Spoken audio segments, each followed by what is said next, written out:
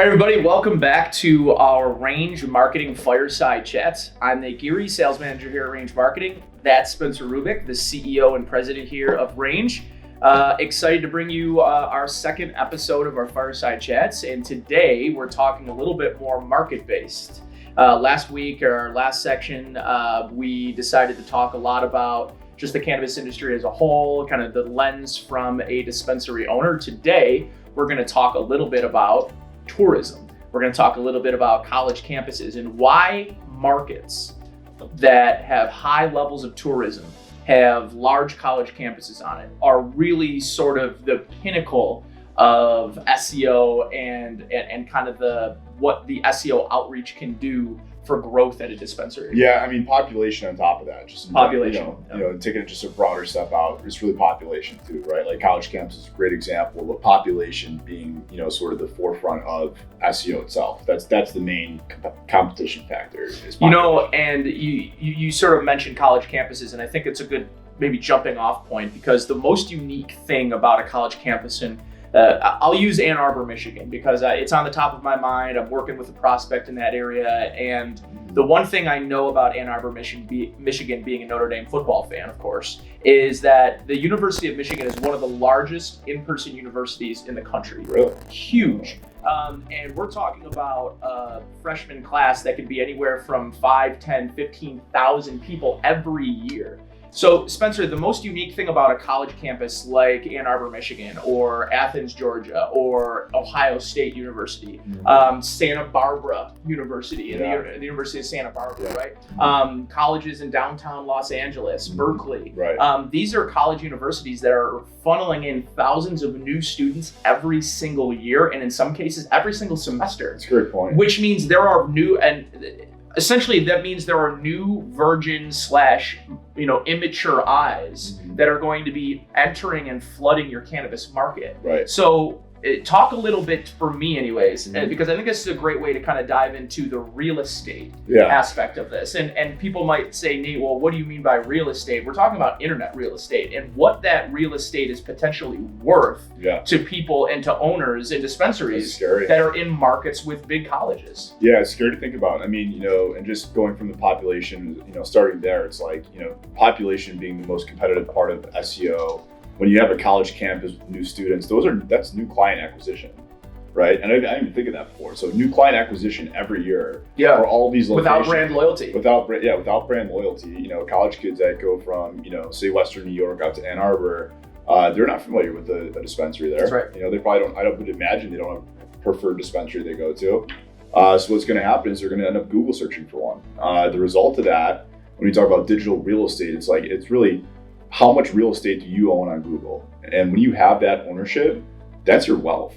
I mean, that's just like owning land here, or anywhere in the country. It's your net worth. It's your net worth. Your digital wealth is your real estate on the internet and where you're positioned in Google, right? So there's a ton of value to that. So the dispensaries in these locations that are ranking number 1 on Google, 1, 2, and 3 are going to get that residual value of new client acquisition every year.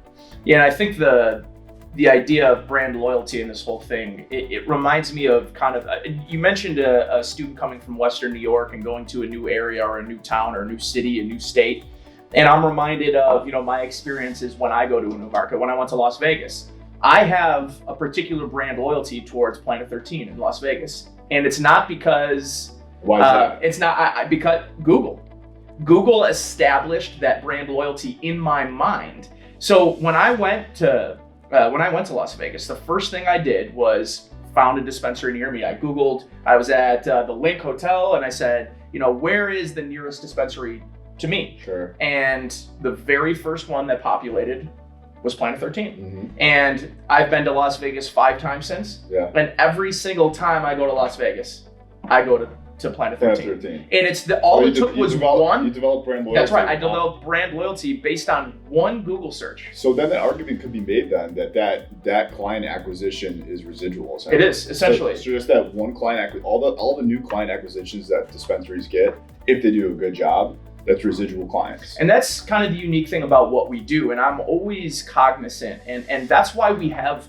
digital partners like iHeartJane. That's why we have conversion partners. That's a really good example of one of our conversion partners, because our job is to bring people like me to the front door of your dispensary. Right. At that point, that's where Range we have to let go of that client at that point. And it's your job as a dispensary to sell it. That's right. Yeah.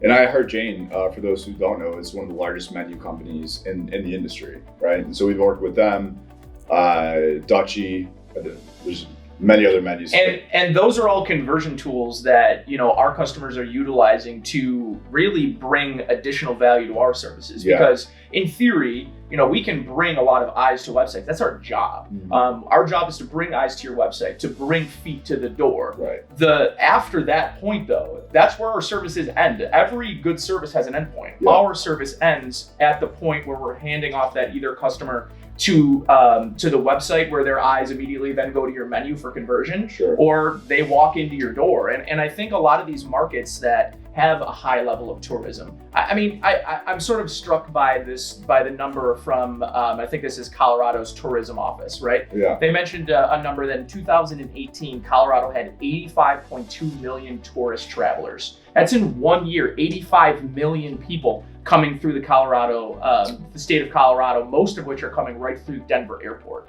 Of that 85.2 million, 16% of those travelers visited a marijuana dispensary. That's over 13 million people that don't live in the state that went into that either came through Denver Airport, came through whatever airport they came through in Colorado, and Google search for a dispensary and spent whatever they spent those. So 13 million people are out there looking for dispensaries, and that's in 1 year. That's not 10 years. That's not a decade. That's not a. If you put a simple dollar figure to it, $100 a client, you do the math there. Do the math there.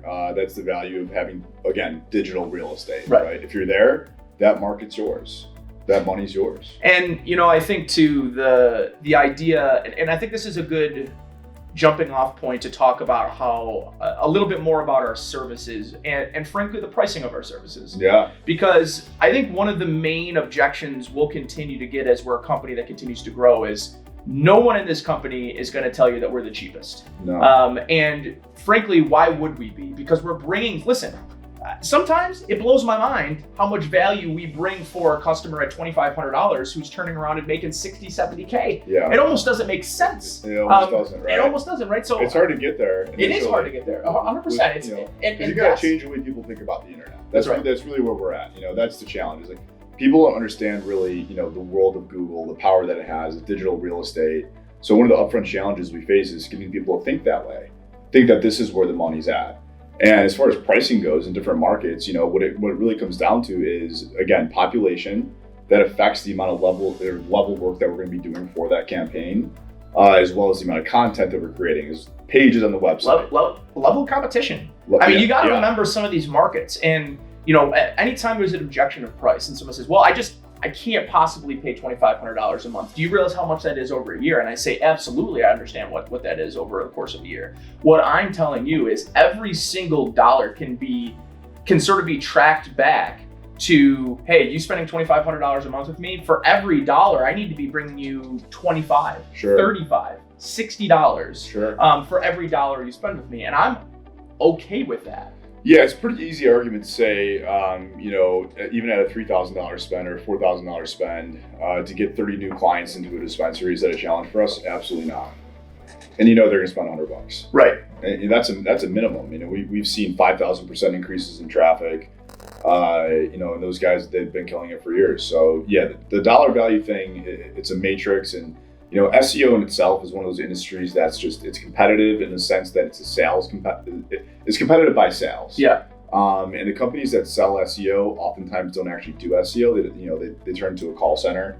A lot of listed names there to reference that I won't bring up, but to actually perform SEO the proper way is where you start to see our price points. Yeah. Because we're actually doing the work. Right, but not only that, I always will consider a kind of a wide range of things when I'm talking to a client. But whenever there's an understanding or maybe a misunderstanding about hey, why is Range Marketing charging me $3,000 a month to bring me this new business? And I'm always sort of cognizant and understanding of and I don't take things like that personally. You can't take things like that personally. You have to understand that along the way, what we're selling, you can't touch. Mm-hmm. You can't really see the SEO, right? Like it's intangible. It's right. It's a mythological creature, right? And it's constantly. It's 24 hours a day, 7 days a week.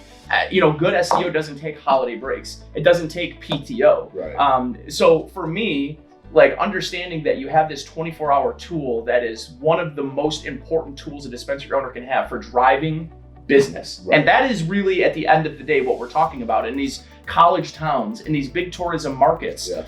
If you aren't showing up, you are literally throwing away millions of dollars in potential revenue. And I don't say that being a cocky jerk. I don't say that. That's it is the reality of it. Data-driven. It's the reality of it. Is if you Yeah. don't do the necessary work, if you don't have the proper strategy in place, just like anything else, you're wasting revenue and you're wasting opportunities. And frankly, people on the internet and tourism markets, that's low-lying fruit. Right. We're talking about people that are coming into a market for the first time with a fresh IP address. New customer acquisition. Right. And to your point, they're going to go back 5 more times after that. That's right. So, and I think the idea of some of these tourism markets is you have an unbelievable opportunity to grow your business in a market that a lot of other dispensary owners simply, listen, you're a dispensary owner in Buffalo, New York, whenever New York State becomes recreationally legal, you're not going to have the same tourism opportunities as a dispensary in Niagara Falls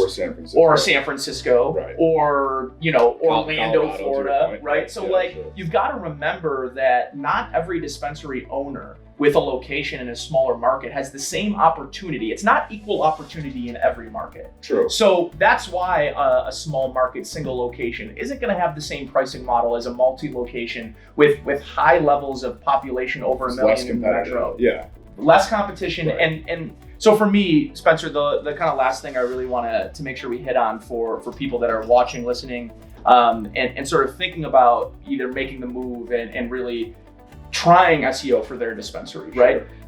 Obviously, you think about tourism, you think about college campuses as being a really good lagging indicator or a reason that you would want to do SEO for your dispensary. But there are reasons outside of who you're trying to target that makes SEO a smart business decision for you. Absolutely. And I look at it from a particular perspective, Spencer, is we can all day talk about value, we can talk about digital real estate, but at the end of the day, where dispensary owners find their most value, it's not by clicks, it's not by, even to a certain extent, it's not by how many more people are walking in their dispensary.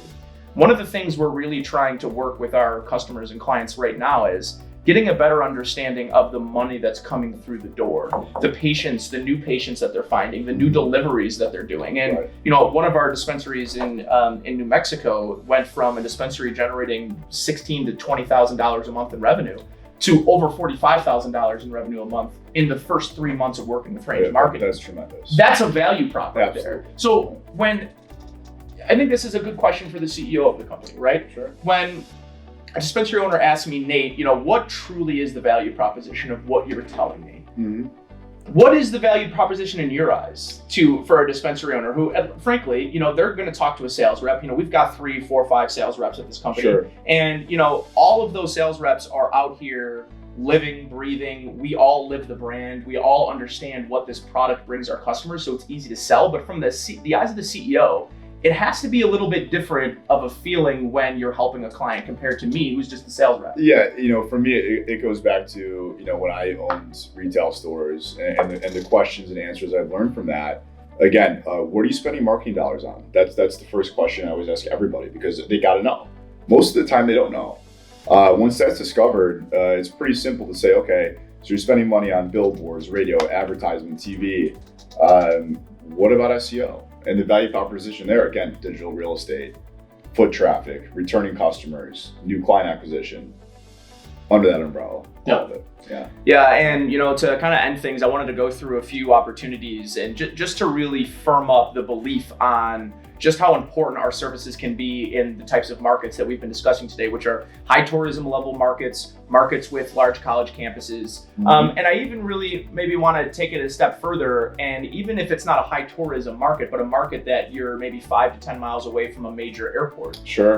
You're having people enter a market that are coming from different regions. And that's really where the power of Google. Listen, if you're a novice user of cannabis, I would consider that probably a lot of people, right? Sure. You're not going to go to a market and use an application like Weed Maps. Weed Maps is incredibly, and I will never tell a customer that Weed Maps is not valuable. No, Weed it's Maps interesting. is valuable. It's interesting. It has product. You know, you can find a product that way, product differentiation. You know, Weed Maps, it's there. It's cool. It's innovative, I would say.